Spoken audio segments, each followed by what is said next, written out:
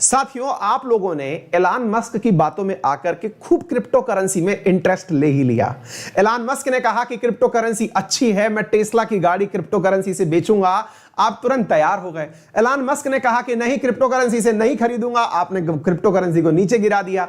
आपकी इन सब चीजों से परेशान हो गई है अपनी आरबीआई, और आरबीआई ने अब निर्णय लिया है और वो निर्णय जल्दी ही आप सब तक पहुंचा दिया जाएगा, क्योंकि हाल ही में फाइनेंस मिनिस्टर के द्वारा, निर्मला सीतारमण जी के द्वारा आरबीआई के नेतृत्व में एक बैठक बुलाई गई थी। उस बैठक के अंदर यह पूछा गया था कि भाई एक बात बताइए, जब दुनिया पूरा इस समय क्रिप्टो क्रिप्टो खेल रही है, सब लोग मिलकर के पैसा कमाने के पीछे पड़े हुए हैं, तो आरबीआई वाले नोट क्यों चला रहे हैं? नोट की जगह इलेक्ट्रॉनिक करेंसी आप ले लो, आप लोग भी ले आइए ना, क्या दिक्कत है? रुपया सबको पता है कि नोट में होता है। एक काम करिए, आप डिजिटल करेंसी लाइए, दिक्कत क्या आ रहा है? तो साथियों, हाल ही के अंदर जो चर्चा का विषय है वो है सेंट्रल बैंक डिजिटल करेंसी। आज का विषय जो है वो क्या है? Central bank digital currency. क्योंकि हाल ही में आरबीआई को एक हाई पावर्ड कमेटी ने अपनी रिकमेंडेशन दी है, फाइनेंस मिनिस्ट्री के नेतृत्व में एक रिकमेंडेशन दी गई है कि क्यों ना हम रुपया की जगह ई रुपया ले आएं, क्यों ना हम रुपए की जगह ई रुपया ले आएं। बहुत ही महत्वपूर्ण सवाल है, क्योंकि आरबीआई को, और हो सकता है साथियों कि भविष्य में आपकी करेंसी डिजिटल करेंसी हो जाए। तो डिजिटल मुद्रा के चरणबद्ध कार्यक्रम के लिए आरबीआई को फाइनेंस मिनिस्ट्री ने मिलकर के एक रिकमेंडेशन दे दी है। आरबीआई ने कहा कि माननीय, हम लोग ऑलरेडी आरबीआई एक्ट 1934 के तहत केवल बैंक नोट जारी कर सकते हैं।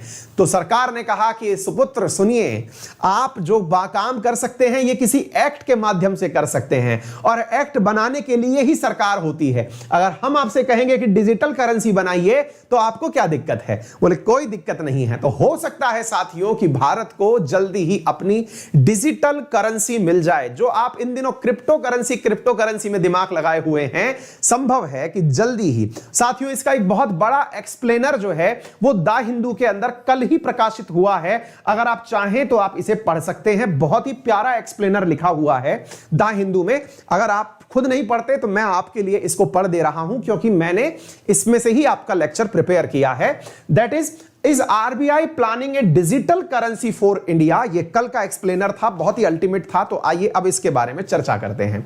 तो कैसे इस बारे में पता चला? क्योंकि आरबीआई को हाल ही में एक हाई पावर्ड कमेटी ने कहा कि हम लोग भारत के लिए सॉवरेन डिजिटल रुपी चला देते हैं, या central bank digital currency launch कर देते हैं। तो फिर साहब सवाल बना कि ऐसी बातें हो क्यों रही हैं? क्या कारण है जिसकी वजह से सीबीडीसी की बात की जा रही है, सेंट्रल बैंक डिजिटल करेंसी की बात की जा रही है? तो इसके पीछे आंसर यह निकल करके आया कि दुनिया के अंदर इस समय 86% सेंट्रल बैंक ऐसी हैं, यानी आरबीआई प्रकार की जो बैंक हैं, जैसे चाइना की बैंक, ब्रिटेन की बैंक, अमेरिका की बैंक, जो कि अपने कन्वेंशनल रुपए को बदलना चाह रही हैं। यानी जैसे इंडिया में रुपया करेंसी है, चाइना के अंदर युआन करेंसी है, ब्रिटेन में पाउंड करेंसी है, ये इसको बदल करके इलेक्ट्रॉनिक में ले जाना चाह रही हैं। तो पहला पॉइंट तो यह बनता है कि 86% दुनिया के अंदर सेंट्रल बैंक इसी प्रकार का कार्य कर रही हैं, यानी विचार कर रही हैं। 14% ने तो ऑलरेडी पायलट प्रोजेक्ट भी शुरू कर दिया है। दुनिया के 14% देशों ने, अगर हम दुनिया के देशों की संख्या लमसम 200 माने तो लगभग 30 देश तो साथियों इस पर पायलट प्रोजेक्ट भी रन करना शुरू कर चुके हैं, यानी अपना कार्य करना शुरू कर चुके हैं। तो अब सवाल बन रहा है कि एक बात बताइए कि अगर हम डिजिटल करेंसी ले आए तो इसका फायदा क्या होगा, इसके फायदे किस प्रकार से होंगे? तो साथियों, सबसे इंपॉर्टेंट जो पॉइंट है जो आपको पता चलना चाहिए, ये जो आपके सामने फ्रंट पेज दिख रहा है, ये एक समाचार पत्र से ही हमने लिया है। ये आंसर में एज इट इज यूज कर लेना। आप यूपीएससी का आंसर लिखिए, स्टेट पीएससी का आंसर लिखिए, ये पूरा पूरा अपने आप में एक आंसर है। मैं इसी को आपको एक्सप्लेन करता चल रहा हूं। इसका सबसे पहला जो मतलब फायदा है वो क्या है? It will reduce dependency on cash. ऐसा क्यों होगा? क्या होगा डिजिटल करेंसी? पहले तो ऐसे समझते हैं साथियों। वास्तविकता में तो कुछ यूं है कि आप और हम बिना आरबीआई के चाहते हुए भी डिजिटल करेंसी यूज करना शुरू कर चुके हैं। अब आप पूछेंगे कैसे यूज करना शुरू कर चुके हैं? साथियों, आप में से बहुत सारे लोगों ने आज तक कैश का इतना उपयोग नहीं किया होगा, क्योंकि जिन बच्चों से मैं बात कर रहा हूं वो एकदम यूथ है, और उस यूथ के बारे में मैं वेरी मच श्योर हूं कि उसको कैश की इतनी आदत नहीं है जितना उसे पेटीएम की, फोन पे की, गूगल पे की, इनकी आदत हो रखी है। हम अक्सर अपना पेमेंट बजाय पर्स से करने के हम गूगल से करना या फिर हम मोबाइल से करना प्रेफर करते हैं। इसका मतलब हमारे लिए तो ऑलरेडी जो रुपया है वो एक नंबर है, और वो नंबर हमारे मोबाइल के अंदर दिखा हुआ है वॉलेट के अंदर कि इतना रुपया है। अब बस फर्क इतना है कि आरबीआई भी ये कह दे कि कल को आप इसे ही जमा कराने के लिए आ जाइएगा। फिर से समझिए, अब आप पूछेंगे कि सर फिर तो हम लोग ऑलरेडी रुपया चला ही रहे हैं, फिर दिक्कत क्या है?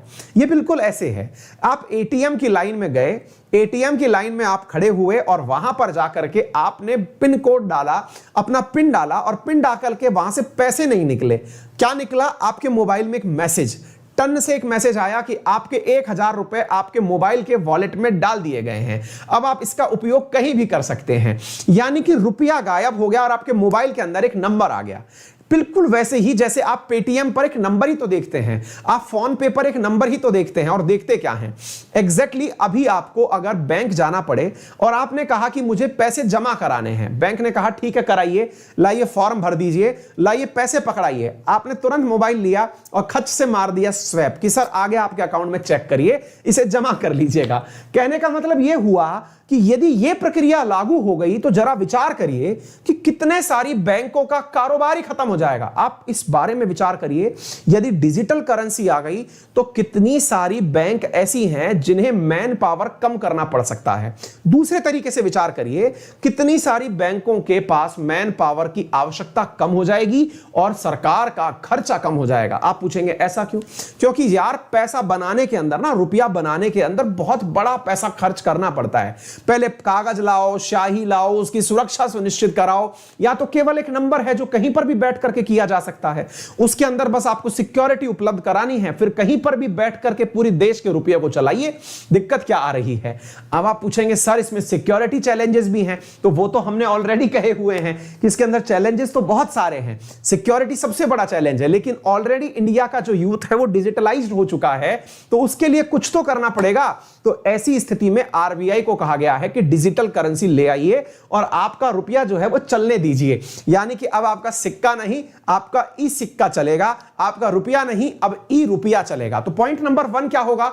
इसकी वजह से कैश के ऊपर डिपेंडेंसी कम हो जाएगी। दूसरा, savings on cost of printing currency, आपको पैसे प्रिंट करने पर खर्च नहीं करने पड़ेंगे।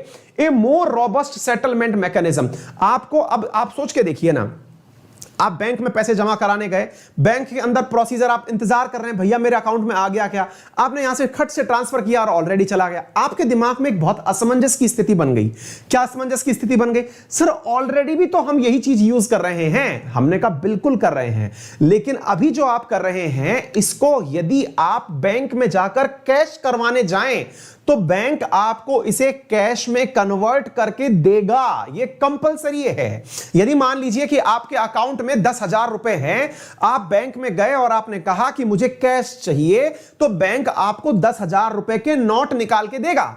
लेकिन भविष्य में आपके अकाउंट में 10,000 रुपए हैं, आपने कहा कि मुझे 10,000 रुपए निकाल के दीजिए, आपसे बैंक यही कहेगा कि जो अकाउंट में है उसे वॉलेट में ले लीजिए, हम आपको उसे डिजिटल करेंसी के रूप में दे देते हैं क्योंकि नोट हमारे पास नहीं है। उम्मीद है आप बात को समझ रहे हो कि यहां पर नोट को रिप्लेस करने की बात आ रही है, ई नोट लाने की बात आ रही है। आरबीआई एक्ट 1934 के तहत आरबीआई केवल बैंकिंग नोट जारी कर सकती है, डिजिटल करेंसी नहीं, लेकिन भविष्य में वो डिजिटल करेंसी भी जारी कर सकेगी। रीजन ये है क्योंकि इंडियंस को एक फैसिनेशन हो गया है कि वो क्रिप्टो में जबरदस्त इन्वेस्ट कर रहे हैं। ऐसी करेंसी जिसको कि भारत सरकार कंट्रोल नहीं कर पा रही है, उसमें इंडियंस का हो रहा इन्वेस्टमेंट आरबीआई को और केंद्र सरकार को चिंतित कर रहा है।